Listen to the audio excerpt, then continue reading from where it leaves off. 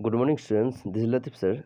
In this video today I'll discuss about valence bond theory. In the last video I have discussed about valence shell electron pair repulsion theory. It was very important theory and I have told that using valence shell electron pair repulsion theory you can state what will be the shape of a covalent molecule, and using valence bond theory you can tell how to form a covalent bond. Okay, so according to valence bond theory, when two atoms come in closer, their atomic orbital having an unpaired electron overlap. When two atoms come closer, their atomic orbital having one unpaired electron overlap, forming a covalent bond. Okay, so in valence bond theory you have to read about orbital overlap concept, because orbitals of an atom overlaps with orbital of another atom to form a covalent bond. According to orbital overlap concept, covalent bond formed between two atoms. According to orbital overlap concept, covalent bond formed between atoms result in the overlap of orbitals belonging to the atom having opposite spin of electrons. So according to orbital overlap concept, when two atoms overlap their atomic orbitals having an unpaired electron with opposite spin, a covalent bond is formed. For example, hydrogen formation of hydrogen molecule. You know, electronic configuration of hydrogen is 1s1. Hydrogen is 1s1. So in hydrogen only 1s orbital, atomic orbital is there, and in 1s atomic orbital there is a single unpaired electron. Okay, now two 1s atomic orbital of two hydrogen atom overlap, and in each 1s atomic orbital of each hydrogen there is one unpaired electron. Okay, now when these two 1s atomic orbital of two hydrogen atom, when these two atomic orbital of two hydrogen atom overlap, a single covalent bond is formed between two hydrogen atom. Okay, so in valence bond theory, when two atom come in closer, their atomic orbital overlap and in each atomic orbital there must be an unpaired electron with opposite spin. Okay, atomic orbital overlap forming a covalent bond. Okay, and the stability of molecular orbital depends upon the extent of overlap of the atomic orbital. Now see types of orbital overlap. There are two types of orbital overlap, or two types of bonds, covalent bonds, based on types of overlapping. Okay, so one is sigma bond, another is pi bond. So first one is sigma bond.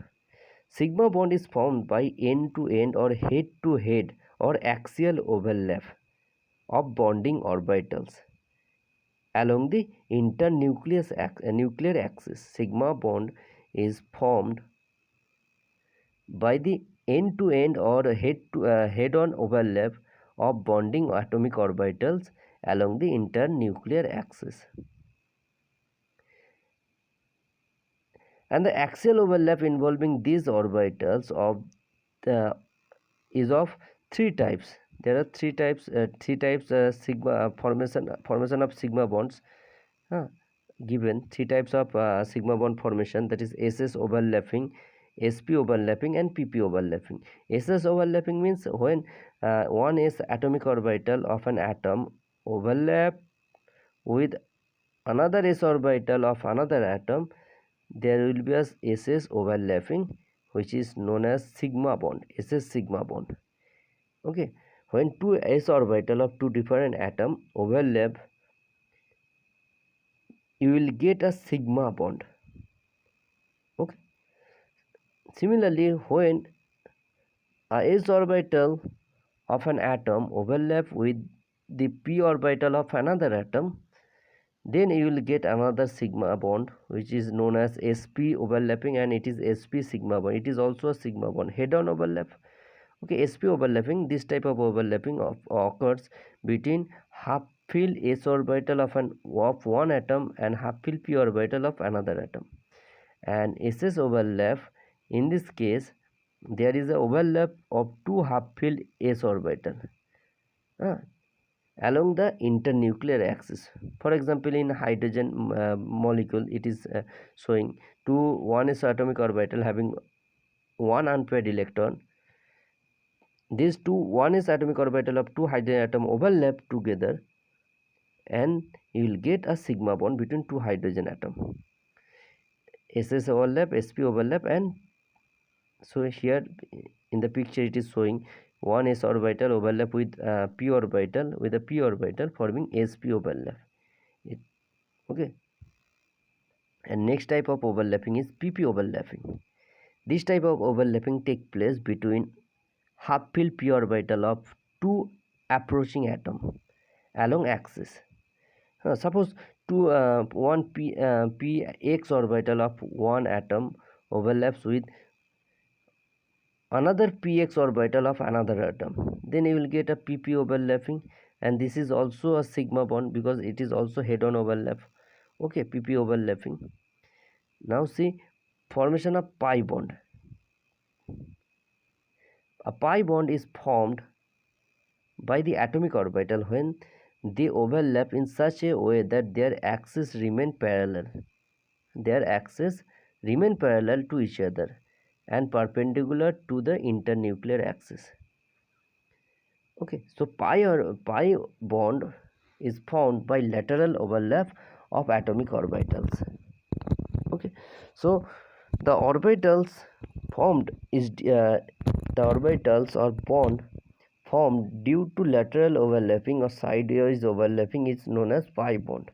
So pi bond is formed by lateral or sidewise overlapping. It is showing in this picture. One p orbital of an atom overlaps with another p orbital of another atom, forming a pp overlapping, and it is lateral overlap or sidewise, not head-on overlap. Okay, and this is you can represent pi bond formation in this way or in this way. Okay, there is two mode is showing here, formation of pi bond. Now here next topic is strength of sigma bond and pi bond. Both sigma bond and pi bonds are covalent bonds, and sigma bonds are more stable than pi bonds because sigma bonds are formed by head-on overlap or axial overlap, and pi bonds are formed by lateral overlap, lateral or sidewise overlap. Okay, so sigma bond is formed by the axial overlapping of the atomic orbitals, and the pi bonds is formed by sidewise overlapping. Since the axial overlapping is greater as compared to sidewise, so sigma bond is said to be stronger in comparison to pi bonds. Difference between sigma bond and pi bond is given here. Okay, now see next topic, hybridization. So using valence bond theory concept, we can show the formation of simple covalent bond in H2 molecule, in F2, in Cl2 molecule. Okay, but to show the covalent bond formation in a complex compound, complex molecule, you cannot explain the covalent bond formation in complex molecule using valence bond theory. Okay, and in that case, to explain the structure, the bonding in complex molecules like in acetylene, like in methane, you have to study about hybridization. It is also, it is this concept, using this concept you can also tell the formation of covalent bond in a compound, in a molecule. Okay, so in valence bond theory I have told that atomic orbitals directly combine together, directly overlap. Atomic orbitals having an unpaired electron directly overlap to give covalent bond, and in hybridization concept the atomic orbitals do not overlap directly. first the atomic orbital of an atom intermix their energy. Huh. Thus, in hybridization concept, in this process, first the central atom intermix their energy of their atomic orbitals, forming forming new set of orbitals of equivalent energies and shape, and these new set of orbitals of equivalent energies and shape are known as hybridized orbitals. So hybridization is the process of intermixing of orbitals, intermixing of energies of orbitals of slightly different energies. Slightly different energies or energy orbitals first intermix their energies, and a new set of new set of hybridized orbital is produced. Okay, so hybridization is a process of intermixing of the orbitals of slightly different energies so as to redistribute their energy, so as to redistribute their energies, resulting in the formation of new set of orbitals of equivalent energies and shape. And these orbitals, new set of orbitals of equivalent energies, are known as hybridized orbitals. So according to hybridization, pure atomic orbitals do not overlap to each other to give covalent bond. First, the central atom of the molecule hybridize or intermix the energy of their energies of the atomic orbitals, and therefore a new set of hybridized orbital is formed, and these hybridized orbital take part in chemical bond formation. Okay, now see salient feature of hybridization. Main features of hybridization: orbital with almost equal energies take part in hybridization, like 2s and 2p orbitals.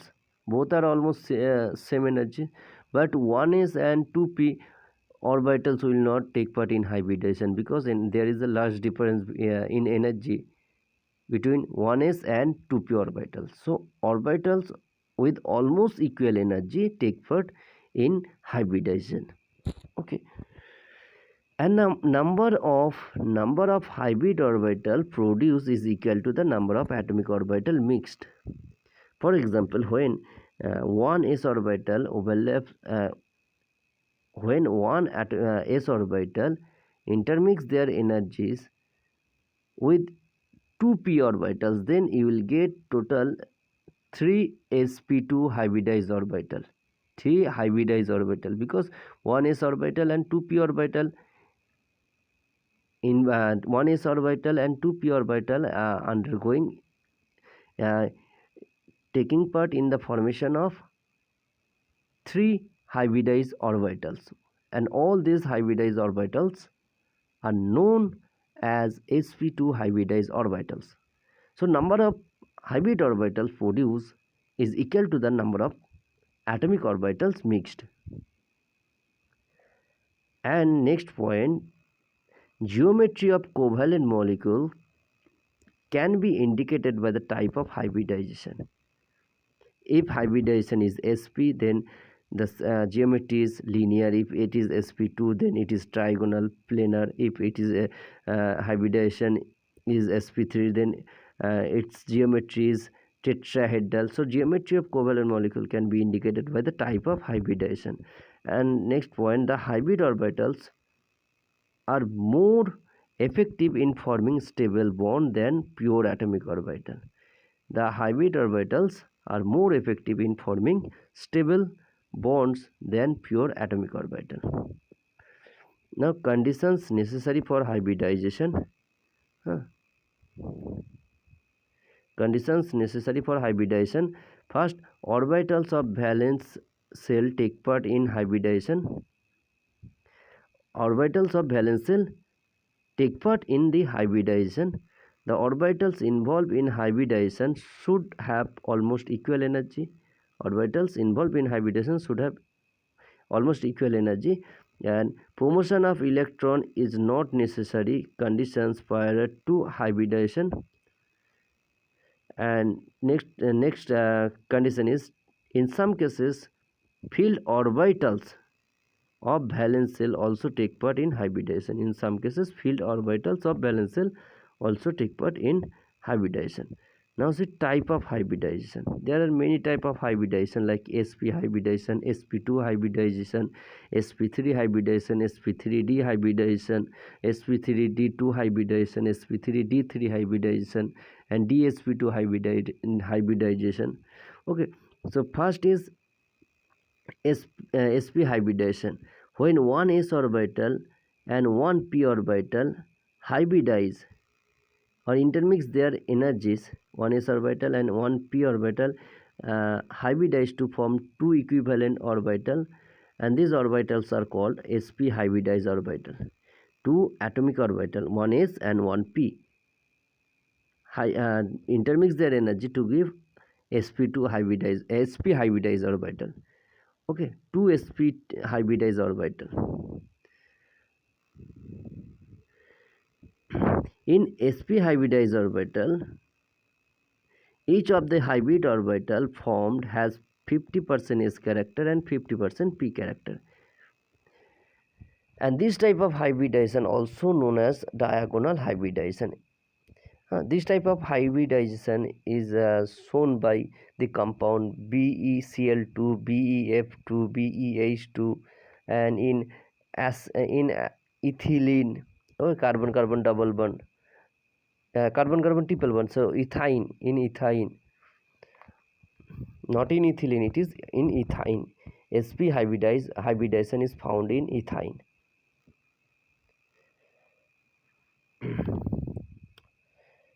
Here it is showing one s orbital and one p orbital intermix their energies to give one sp hybridized orbital.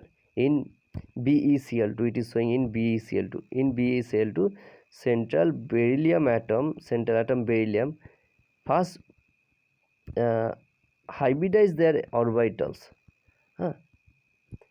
Hybridize their orbitals. One s orbital of beryllium hybridize with one p orbital of beryllium to form two sp hybridized orbital of beryllium, and then each sp hybridized orbital of beryllium overlaps with p orbital of chlorine atom. Okay, so in BeCl2, beryllium has sp hybridized orbital, sp hybridization. Next type of hybridization is sp2 hybridization. sp2 hybridization. In this type of hybridization, one s orbital and two p orbital hybridize to form three equivalent sp2 hybridized orbital, and all these hybrid orbitals remain in the same plane, making an angle of 120. In sp hybridization, bond angle is 180 degree, but in sp2 the bond angle is 120. In BF3, in BH3, in BCl3, in this compound, the central atom, the hybridization of the central atom that is boron, is sp2 hybridization. In sp2 hybridization, one s orbital of the central atom hybridize with two p orbital, one s and two p, that is PA, Y and PZ, forming sp2 hybridized orbital. In BeCl2 it is found. sp3 hybridization, one s orbital with hybridized with three p orbitals, px, py, pz. Okay, so in sp3 hybridization, in this type of hybridization, one s and three p orbitals in the valence shell of an atom get hybridized to form four equivalent sp3 hybridized orbital, and there is 25% s character and 75% p character in sp3 hybridized orbital.